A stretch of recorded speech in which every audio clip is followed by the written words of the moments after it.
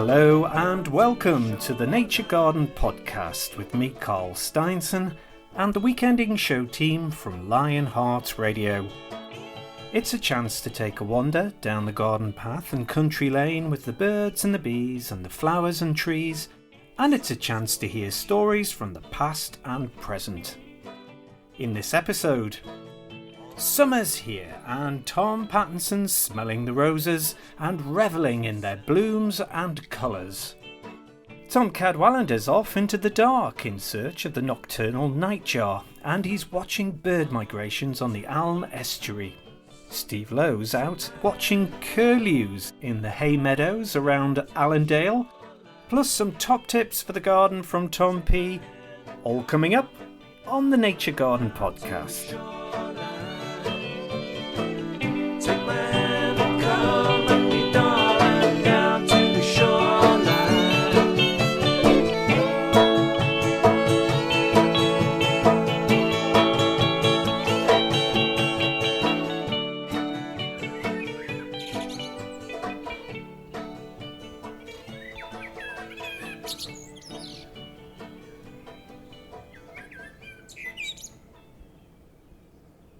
It's one of our favourite flowers whose pretty blooms are associated with love, innocence, friendship and even death. A flower that's steeped in history. And this week, Tom Pattinson's passion is the rose. Don't you just love this time of year? Daybreak about 4:30, the dawn chorus outside, no need for an alarm clock.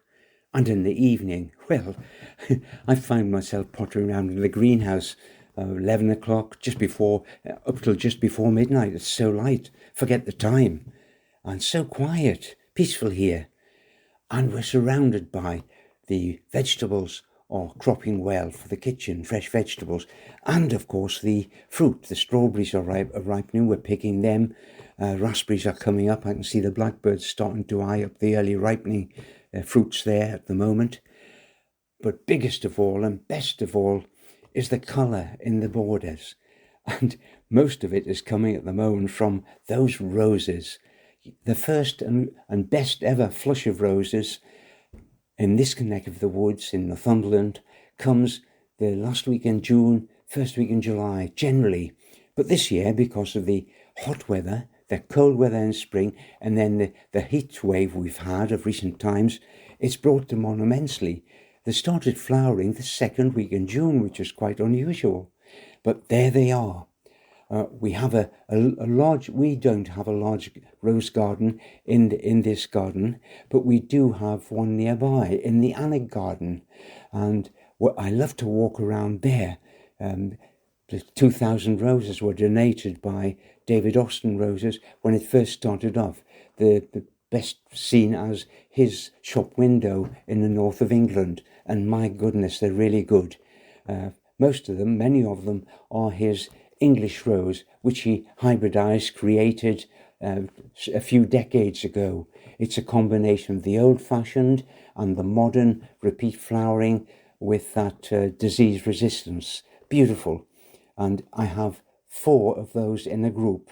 And I thought, I'll tell you what I'll do. I'll mention 1 or 2 varieties that I find pleasing, interesting, worth having in the garden. You don't have to agree with it, but it might just give you a pointer as to what I'm talking about with these roses if you don't already realise how good they are to have around.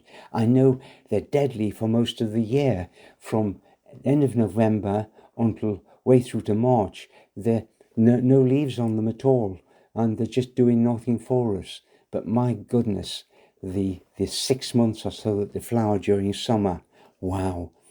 July, August, September, October, November. Really worthwhile having for that. My 4 David Austin roses are starting off with just Joey. It has a fragrance, of course, and it's a sort of apricot orange blooms, change colour slightly as it matures, the flower, but beautiful large flowers, really brilliant, stand out in the border. Next to that is Olivia Rose Austin. Yes, you guessed it, she's a member of the Austin family, and that has pink rosettes of cupped appearance, and a lovely fruity perfume. And then there's the so lovable Gabriel Oak, that character from Far From the Madding Crowd. Deep pink blooms, strong fragrance, very agreeable fragrance. The fourth one is Alnwick Garden. Of course I had to have that because we do voluntary work at the Alnwick Garden nearby, work in it. And just lovely, it's a pink one, soft pink, raspberry fragrance. If you sniff the flower, there's a real hint of raspberry in that. Now, there's a fifth one in this group, which I have, and that is called Chandos Beauty. I'll spell that for you. Chandos Beauty. Chandos Beauty. Not necessarily raised, it wasn't raised by David Austin, but it's available from many of the nurserymen, and if you have difficulty in finding it, there is a site, thefragrantrosecompany.co.uk. I see it's on there, on the internet. It stands head and shoulders above the others, a strong, really vigorous rose, but it's a hybrid D type actually, hybrid T type, and the fragrance from that, it's beautiful, really beautiful. It started flowering, as I said, mid-June, and it'll continue as long as we keep on removing the dead flower heads. It'll produce more, as all of these roses do, way through the summer until around the November period. These are 5 of my favourites, but I have some others which are spread around the garden. I'll mention those shortly. Now, here's a bird that I've never seen, but to be fair, it is rather hard to spot unless you're out and about in the wee small hours. And Tom Cadwallender from the British Trust for Ornithology's been doing just that, and he's here to shine a light on the dark world of the nightjar. I've never really been too keen on night birding or birding in the dark. That might sound a bit strange, actually, birding in the dark, but just bear with me a minute. I don't like to go out at sort of in dusk times or in the dark, particularly in the summertime, because I like to get up early in the summertime and I need to get my sleep. I need at least a 6 hours sleep. And if you're out at night, you can't really get up at sort of 4 or 4:30 or whatever it is. But sometimes I do go out of an evening, particularly for looking for interesting species. And I'm not talking about the other night birds like the owls, the tawny owls and the barn owls. There is another species of bird which frequents the night that comes to Britain, and that's the nightjar. And to give it its full kind of common name, it's the European nightjar. Now, the European nightjar is probably the most widespread of all of the nightjar species that we have around the world. And in Europe, there are 2 species of nightjars. There's the European one, which we see here, and there's the red-necked nightjar, which breeds in the Mediterranean, particularly in Spain. But there are several old records of red-necked nightjar here, but they're so rare, we never even think about them. But anyway, we have the European nightjar coming here. Now, nightjars are quite interesting because they occupy that sort of that twilight zone of the night, and they'll sort of become active just as the light's fading, and the darkness comes. Well, we had the pleasure, Muriel and I, had the pleasure of seeing nightjars just last week. I live not far from Alnwick in Northumberland, and about a 10-minute drive and about a 20-minute walk, we were on the edge of a moor, at the edge of a conifer plantation. Now, this is kind of the best sort of habitat. They do like to be, these birds, these nightjars, like to be on fringe of conifer plantations which have been recently felled, and there's a lot of regrowth going on there. And so that provides the kind of the wherewithal for the nesting habitats, because these birds are cryptically plumaged, brown and speckly, and so they're hard to see because they nest on the ground. And so all this sort of the brown sort of wastes of the timber industry kind of lets them blend in. They feed on large insects, And this sort of environment really sort of fosters large insects like, big moths and that sort of thing. So they're in that area. So yes, back to the tail. Well, Muriel and I were on the edge of this plantation, and we were hanging around and we thinking, is the plan going to work? Then all of a sudden, it was about 10:30 time. We heard the noise, the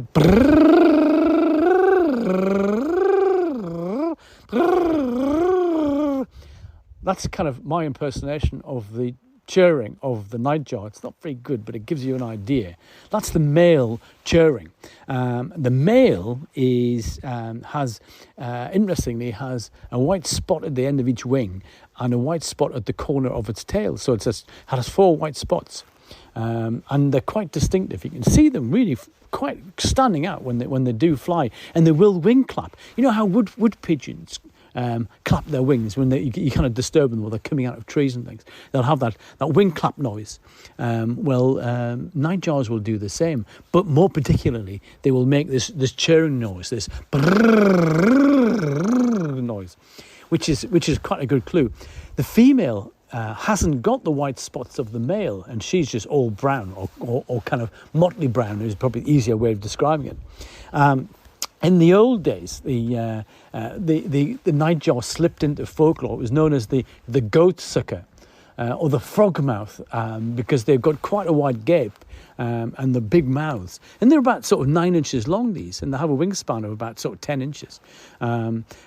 They'll fly and catch these large insects in amongst sort of in that kind of a plantation, or they will go into meadows where cattle are disturbing these insects during the evening times. In fact, the old shepherds used to think they were goat suckers. They would sort of kind of feed on the blood of these of some of their herds and things. So, but they're not goat suckers. They're not vampires, if you like. They feed on insects, which is in itself is quite interesting, and it's a good clue to where these birds are found.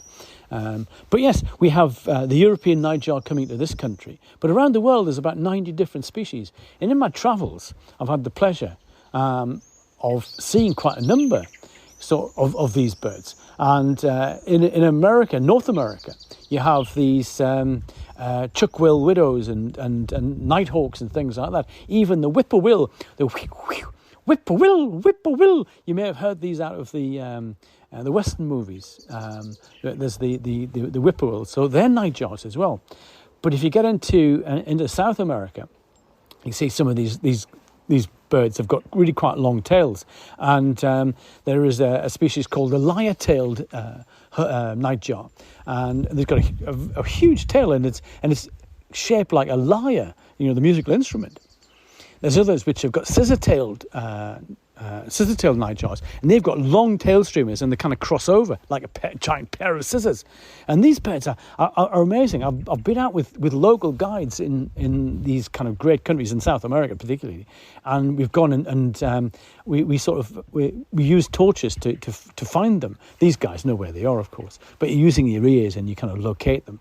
But it's always kind of has this crazy sort of spooky feel to it. You're approaching these birds, and they've got huge eyes, obviously to help them see in the dark, which makes quite a difference. But if you go into Africa, you'll see another range of nightjars, and some of them have got great sort of feathers coming away from their wings. Obviously, their wings are made of feathers, but they'll have these other feathers which are kind of shooting at angles. Standard winged nightjars, they're like sort of standards, they're like a flag, and they'll sort of just stick sort of vertically out of a wing, which is quite crazy. Also, they're like pennants, which are like pennant flags again. So these long elongated feathers will be sticking right out the wings with just a little bit of feather barb on the end. So it's an amazingly diverse group of birds, great family, and but we have a representative of that family in this country, and we're probably at the northern end of its range in the UK. But even in Northumberland, darkest sort of sleepy Northumberland, we have nightjars. So whenever you're thinking about going out in the dark, just think there could well be a nightjar. And these birds are migrants. These birds the birds we have are wintering in Africa. So they will be disappearing. They come in the in May time, and they'll be gone by sort of September. But you wouldn't know they were here because they're in the dark, they're at night, they're in the remote areas. So, absolutely fascinating group of birds, though. Nightjars. Yes, wonderful.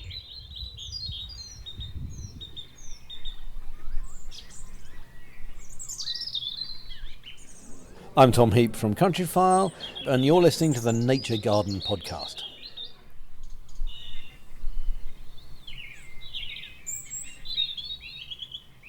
Tom's popped his rose-tinted glasses on this week as he luxuriates in the beautiful blooms and perfumes of roses, and he selected 5 of his favourites to share with us.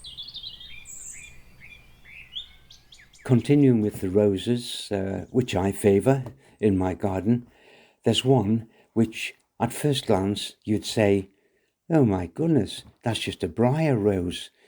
Interesting green leaves, and they're small flowers, those, aren't they? Copper coloured with a yellow centre and single flowers, not very large at all. But you see, it's not the flowers I grow it for. There's something more. If you look at it, you can't see it, but all you have to do is rub the leaves. And you rub those leaves and sniff. Ripe apples, a very strong smell of ripe apples. You see, this plant, this rose, is called the sweet briar of eglantine. It's a sweet briar. It's Rosa rubiginosa, Lady Penzance. What a beauty it is. The flowers are fine, but that fragrance. It has some thorns, watch out for those, but it's quite a tall one, about my height in the garden, and I just lean over when I'm passing, it's near a pathway, and just rub finger and thumb. The apples are ripe already. Quite amazing. You could walk past it and think, why on earth's that there? The other one that I rather like is the apothecary rose, Rosa gallica officinalis, also called, of course, the red rose of Lancaster. It was introduced before 1300, so it's been around a while, that one. It's living history. Pale crimson blooms represent living history. There's a Crusader rose as well, and that has a particular personal story. A friend had some relatives moved into a medieval moated farmhouse, sort of a manor house, about 6 years ago. And they found in the deeds, had a walled garden. In the deeds, they found mention of a Crusader rose. So he's a keen gardener, this friend. He'd been visiting them. And they said, can you find it for us? And all he could see was this Alba rose. No flowers on it. It wasn't the time of year for flowering. So he said, can I take 2 or 3 bits of hardwood cutting away with me? And he did. And he shared 2 of them with me, and he took 3 or 4 himself. And they grew, straightforward hardwood cuttings, pushed into the garden in the autumn and rooted. And I have it there now, and each time I pass it, it's originally called cuisse de nymph, or that means apparently the thigh of the passionate nymph. And it's a white one which has a very fine pink area to it, a light covering of pink. It's a beauty. The only problem is it has an upright type of bloom, and the rain gets at it and it spoils some of the blooms if it's a particularly wet summer. But it's been around since the crusading time, and this Crusader rose had brought it back to this country because he saw it abroad and loved it. Living history indeed. The other one I like is Rosamundi. And oddly enough, this comes up through a hedge, a privet hedge in the garden. The privet hedge spread. This was already there, planted, covered it, and it comes up through it. Beautiful. Its name, of course, the botanical name, Rosamundi, its botanical name is Rosa gallica versicolor. Its blooms are so eye-catching. Pale pink, with crimson stripes going through it. Now that's an old one as well. It was launched in 1650, about that time. I do love also one of the rugosa roses. It produces large hips, of course, but not the best for producing hips. It does produce them, and my variety is Rosary della Hay. What a stunning fragrance it has! There's also the cottage garden white rose, boule de neige, the white ball of white, which is round white, beautiful thing. That comes up through a hedge as well, only the hedge it comes up through is a beech hedge, the western area of the garden. These are some of my favourite roses. I really love them. Oh, all this talk of roses and hot weather. Carl, I think it's time for a cup of tea, don't you?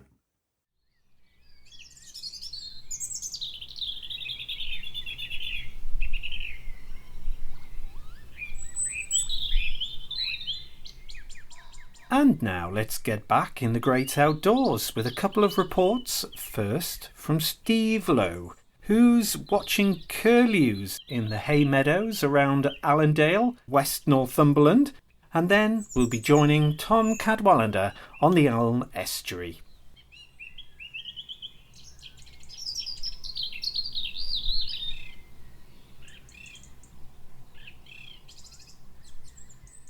So, I'm having a little jaunt up in the North Pennines today. It's a beautiful, beautiful morning, and we've had a little wander up from Allendale into the North Pennines, and I spent a little bit of time with my mate Naomi here, looking at hay meadows, which probably not high on most people's visitor attractions, but actually fantastic up here today. We've seen all sorts of stuff. We've got curlews in the air at the moment. I don't think you'll be able to hear them, but because they're a little bit far away. But there's a couple of pairs of them here breeding. It's a particularly good spot for them in the Pennines. But the meadows themselves are absolutely full of insects and wildflowers. So we've seen lots of stuff: hay rattle, water ravens. We've got pig nuts. Pig nut, that's right. And then we've had lots and lots of stuff like lousewort.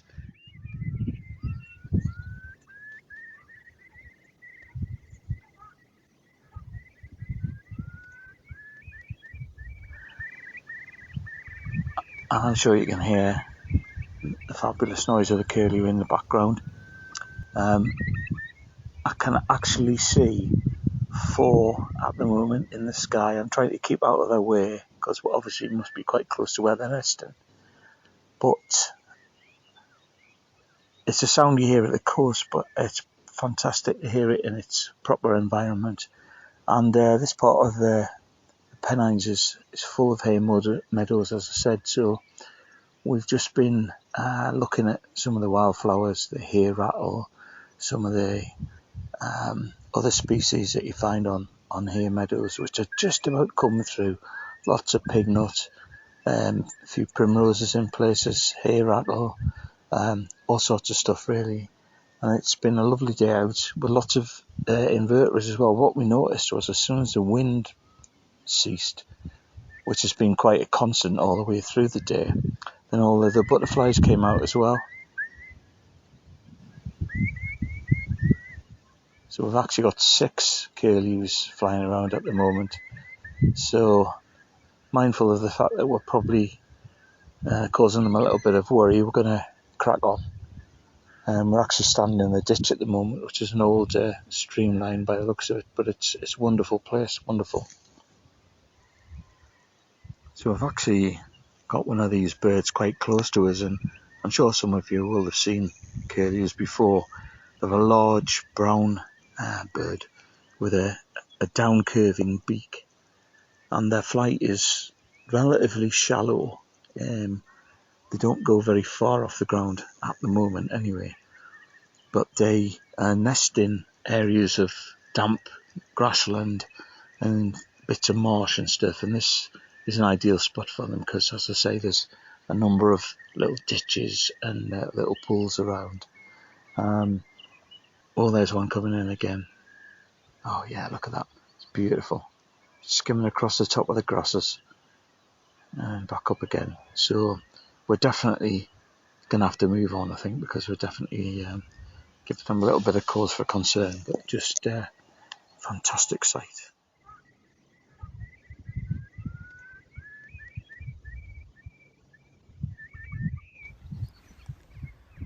Out on the Aln Estuary this morning, I'm out sharp because there's something about the kind of early mornings. I was out here about 6:30, and it's a rising tide, and it's just fantastic, really. The interesting thing about this time of year, sort of back end of June, early July, is that there's kind of, it's a mixture of things. It's still kind of summer breeding birds. We've got family parties of eider's, with the females and their aunties looking after broods. I can just hear them in the background, bop bop bop bop bop bop bop, the noise of the females trying to gather up the young'uns. And there's about 4 pairs of bred in the Aln Estuary this year, which is quite something I'm quite pleased with. But also the couple of family parties of shelduck. Shelduck are black and white. They're quite big ducks, but they're black and white. They've got these red knobs on their bills, and their young'uns, they just look like humbugs. Even sort of as several weeks old, they still have this stripy plumage of humbugs. They're fantastic. They'll be running around, and you see them on the mud actually, and they kind of have this sweeping motion of their heads. And what they're doing is they're filtering the mud, the wet mud, and they're trying to find hydrobia, which are tiny microscopic shellfish.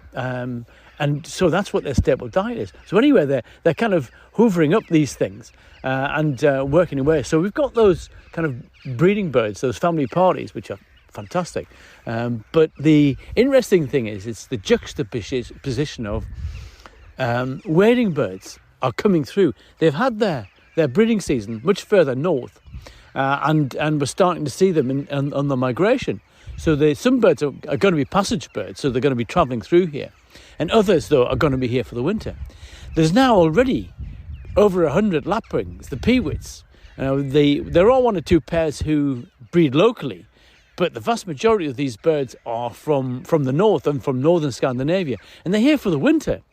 So yes, winter starts in mid-June, for goodness sake. But yes, it's kind of what it is. So we've got these lapwings, and lapwings, they've got these, they're kind of, again, they look black and white, but actually when you look closely at them, they're wonderfully metallic greens and stuff like that, purples and so forth. But they've got little crests as well. And there's an old saying, what's up when it's down and down when it's up, and it's the crest on a lapwing's head. So they're starting to build. And also we've... last night, and I've been looking for them this morning, there was about 12 black-tailed godwits. Black-tailed godwits are quite tall wading birds, slightly smaller than curlew. And they've got long, straight bills, and they probe. And these birds breed in Iceland, and they're on their way south. There's been a big influx these last couple of days, and some of them are absolutely stunning. They're still in their breeding plumage of brick red. Oh, they're stunning. And the young ones are much more buffy. So these are coming down from Iceland. They're going to probably head a bit further south than here. But they're staging on the Aln Estuary. But I've heard about them in Budle Bay and on Low Newton and Druridge Links. But also, we've got here, there's about a dozen curlews. Now, some curlews will over summer here. And we've had about half a dozen. And these are non-breeding birds. They're young birds and birds which have decided not to go north. These are not the upland Northumberland breeding curlews. Those birds, when they finish their breeding, they'll be heading south and west and perhaps into Ireland for their winter. These birds that we get here are coming down from northern Scandinavia. They're coming down from Russia and places like that. Perhaps some of the real northern birds haven't got here yet. But the vanguard is here. And so the few that over summer have been supplemented by the vanguard of these wintering birds from northern Europe, from Finland is a place in point. But these, your curlew, they have this quite distinctive sort of noise they make, and long decurved bills, and they're probably the tallest of all of the waders that we have coming here. But their plumage is really quite a motley brown grey plumage, quite long-legged. The females, interestingly, have a longer bill than the males, so you can't tell the difference. The extreme females are really quite noticeable with the length of their bills. Quite something, really.